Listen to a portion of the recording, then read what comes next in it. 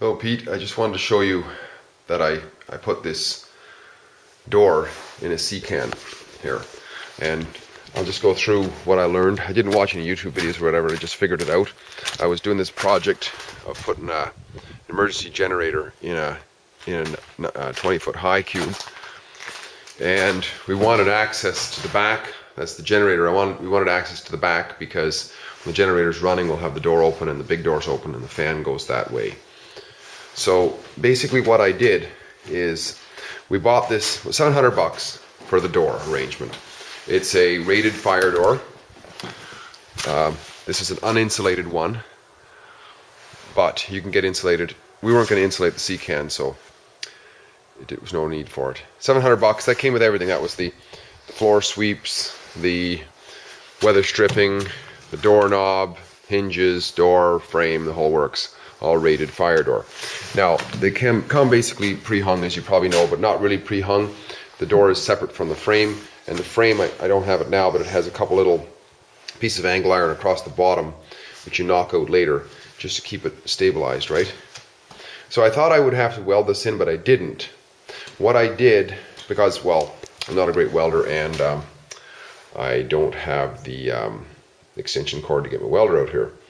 So what I did is I screwed it in place, and it works mighty fine as far as I can say. So what I did is took the frame, and when you order the frame, ask them to have it for a metal building. And what they do is they weld in, like this is the frame, right? You see the frame here? This is the frame. So and it's hollow in behind, as you know, right? And what they'll come with is, now ignore this for now, but imagine this is just open in here. There'll be 3 little strips welded across, one here, one in the middle, one at the bottom. And what I did is I took a piece of flat bar, I measured the width, and I just went down to the local metal place and got them to cut me a piece for either side. 5.5 inches wide, I think it was. And the proper height. I should have got galvanized, but I didn't. I got mild steel. But anyways, I screwed it on to the top, to those cross pieces on both sides. I did that first, right? And then what I did is I measured the width of the entire frame from the outside of that piece, the outside of the piece, and top to bottom. And I just diligently took my time. This is a 32-inch door. On these sea cans, on the 20-foot sea cans, there's floor hooks, as you know. This particular one, it fit perfectly between 2 of the floor hooks. The floor hooks are still there, and it fit pretty close to the edge of the flat, one of the flats, outside flats. So what I did then is I just took my string line and marked it out, left a wee bit of extra gap all around, and then I cut it out with a zip cut, just a regular zip cut. You know, nice thin disc. High-speed zip cut, right? And the bottom, of course, there's this weld. There's this weld here, right? And that's got to come out too. So I just when I cut the piece out, there's the piece right there, over there, leaning up against that shed. But what I did then is I took a grinder and I ground this flat, smooth flat all across. Got rid of all those welds. And what I did with that, obviously, is I just used, rather than the zip cut, a grinding wheel on the same angle grinder. It's just thicker, but you can grind vertically, right? So anyway, then what I did is I stood up the frame, and I figured out how far out it was going to be so that it would be flush, approximately flush. By the way, this is an in-swing, and there's a reason for that, is because the current of air is going in, so we wanted an in-swing. But if it was outswing, you just do it exactly the opposite. But I figured it would be about out flush to the edge of this base here, a titch more actually. So when I figured where that was and where it sat, I marked it on my piece of flat bar, right? And then I should have used full length pieces, but I had what I had. I just used 1.5 by 1.5 angle iron. And I screwed it on at the desired. It came out to about, maybe, I forget what it was now, but I figured it out. It was about 1 inch in from the outside. So I screwed it screwed it on, and I had pieces, but I would have used a whole length, actually, realistically. I did that on both sides. And then I simply stood up the frame, shoved it into the hole. And it came, you know, it came right out where I wanted it, all the way along, right? And then I just took the same kind of screws. These are really good ones, by the way, Pete. These are for, they got friggin' really good drill capability. They go through 1/8" steel like there's no tomorrow. You get a magnetic driver on there. They're for sheet metal buildings. And you can pick up a bag of them for, you know, they'll do you for many sea cans. So anyways, I put a row of them, you can see, through the sea can.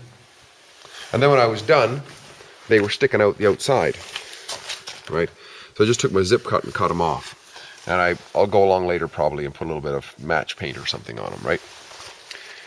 So once it was in, then I secured it all up and I put this little angle bracket on the floor for the simple reason that because normally this would be held all across on a stud wall, right? This is a 2x4 frame, but because the wall is very thin, it sticks in, right? So I put that there just in case this wanted to walk on me a little bit back and forth, especially on the hinge side. So I put one on either side before I cut those angle irons out. Okay, and then I hung the door. You know, I just put the hinges on and hung the door and put the hardware on, made sure it worked and all that. And then I came along and I, you know, fitted this base on the bottom. I don't know why they didn't have a full width one. That's what it came with. And I actually put a little bit of an 1/8" flat bar underneath on this side to elevate it a little bit so it's sloping out, and because it was actually sloping in, because this here was high, a little bit higher than this, I didn't want it slope, so I sloped it out. Just put these on. That's pretty straightforward. I cut them all a little bit, right? And what else? Oh, for the cap flash. Now I'll show you what the door looks like from the outside. So that's what it looks like. It looks like it's all functional, right? You can see I put a cap flash on there, a little bit of a hood, and all that is simple sheet metal. You can get anything, but it's basically off a sheet metal building like this, where they put a corner piece, and there's an angle there. So I just cut a chunk of it off. And if I show you in the back what I did, oh shit, it's locked. I can get in the front. I'll show you what I did in the back, on the top rather, in the back. You can see up on top, very, very lightly there, you'll see a little block of wood. Well, I think it's 3 inches, like down to here, or 2.5 inches or something like that. So I just ripped a piece of 2x4, and you can see there's a little bit of slope on the sheet metal as it comes back. So it just goes out and then it turns down and makes like a little hood there, right? So that's it. And then it was a very small gap. I took that stuff, sort of like big stretch. In this case, I got one that was almost a match color. And I just caulked the gap all the way down. And there was a wee little, it's actually 2 little gaps. You can see there's a gap between this and the sheet metal. I caulked that. And then I caulked this line. And then I caulked, show you, all across the top of the weather cap on the door. All across the weather cap on the door. I caulked all that too. And then also what I did is as you can see, I ran the weather cap out a little bit farther, like 1 inch, 3/4 of an inch past the edge of the door. So I just cut it, like the hole on the wall is about there. So if I was to pull this out, you'd see that it goes across like that and then in. But then I just caulked that so it'll shed the water out of it, right? So the only other precaution I would say, and I would do it differently if I did it again, is on this side, putting a door in the corner, is I'd have one piece of angle iron, a little bit heavier, and I'd run it all the way to the ceiling. And the reason for that is because when I cut this wall out, there's tension on this because it's all built as one, right? So when you cut it out, there's a bit of movement in that wall. And in fact, I can, very little now because it's all screwed together, but what consequently is a little bit of a bow in this wall, just a little bit of an outward bow. But with a piece of angle iron going all the way up with screws in it, it would take that out again. It would pull it back, right? So consequently, I got a little bit of out here. It's not quite sitting perfect, but I mean, it's first try, live and learn. So I hope there was a few points there that are working for you.